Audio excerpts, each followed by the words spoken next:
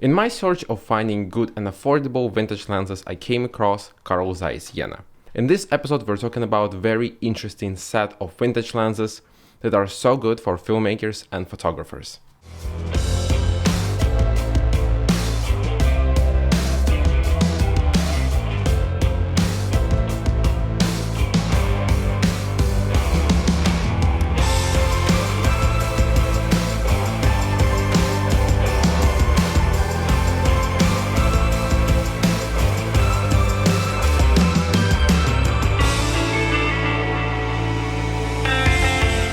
In one of my previous episodes, I tested a cheap set of vintage lenses, and one lens stood out to be the most, the famous Helios 44-2 58mm f2.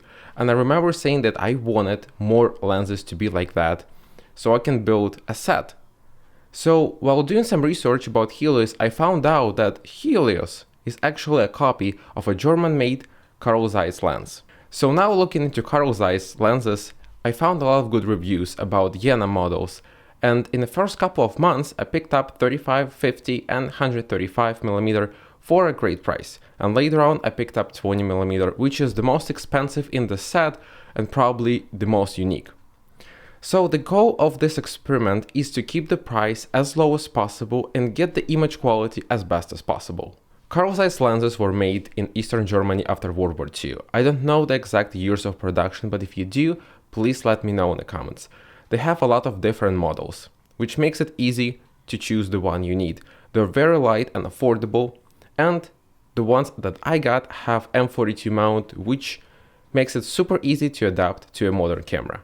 The total price for 4 lenses, including the taxes and accessories for them, was under $1,000. We have 20mm f2.8, 35mm f2.4, 50mm f1.8 and 135mm f3.5.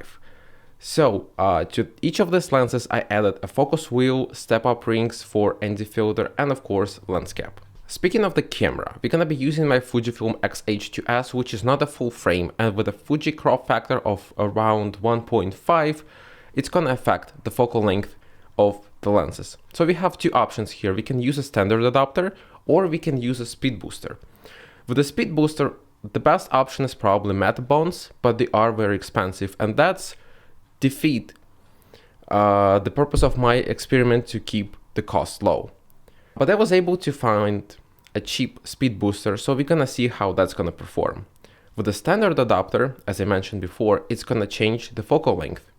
So let's say 20 is gonna become 30, 35 around 50, 50 75, and 135 200.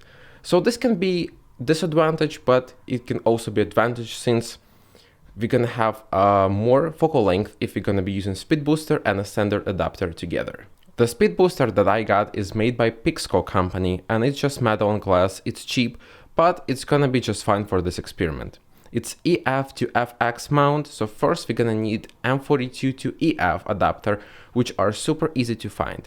With the speed booster, you get close to original focal length and it adds one stop of light, which is nice. What I noticed about Pixco speed booster is that when you point the lens directly at the light source, it creates this red circle. And I heard the same from the people, and I think one of the reasons could be is that you have a glass element between your lens and the camera. But it's just my guess. If you do know more about it, let me know in the comments.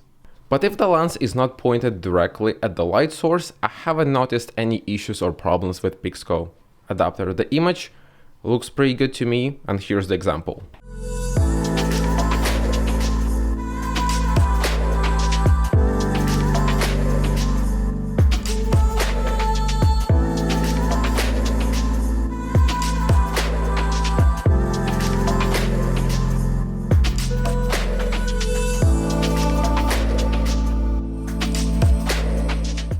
When I use the standard adapter with my Fujifilm X-H2S, there is no issue with the red circle.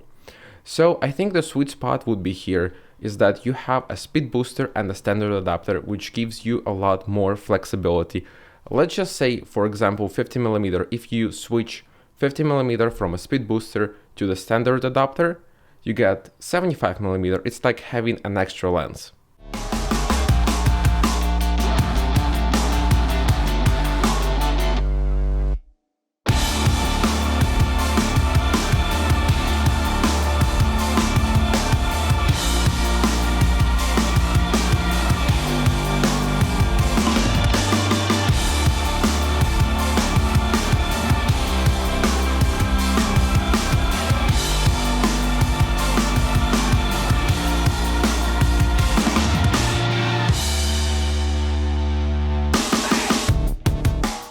Now let's talk about each of these lenses. 20mm f2.8 is one of the best wide-angle lenses I've ever used. It's fast, sharp, has no distortion and impressive minimal focus distance. 35mm f2.4 is probably my favorite lens from this set. It's not too wide, it's great for handheld. f2.4 is pretty good and it has almost the same minimal focus distance as 20mm. 50mm f1.8 is the bulky monster in this set. Wide open at 1.8, its bokeh, in my opinion, is better than famous Helios. It's very light and compact and looks very similar to 35mm. 135mm f3.5. The telephoto lens is the least used in my set, but it doesn't mean it's bad. It's great for close-ups, if you want to compress background or capture something in distance, this lens is great for it. All of these lenses are soft wide open, but improved from f4. And at 5.6 you get a sharp image, but again it all depends on what you need and the look you're going for. What I like the most about these lenses is their unique character and image they produce. To my eye, all of these 4 lenses have the same color science, which is amazing, and they are very affordable compared to modern ones.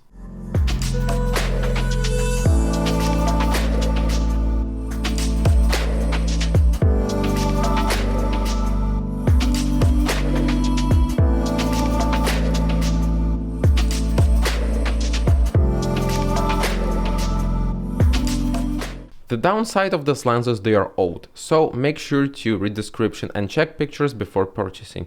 Another one is that all of these lenses have different sizes, which makes it hard to use follow focus because when you're changing lenses you need to readjust all the time.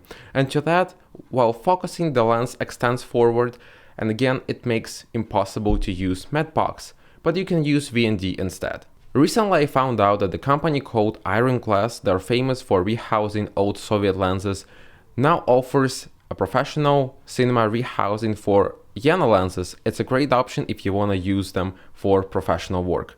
I'll put the link to the website in the description.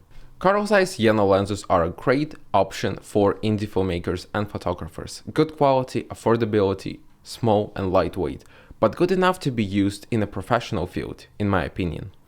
I hope this video was useful and you liked it, so make sure to press like, leave a comment and subscribe to the channel, and I will see you next time.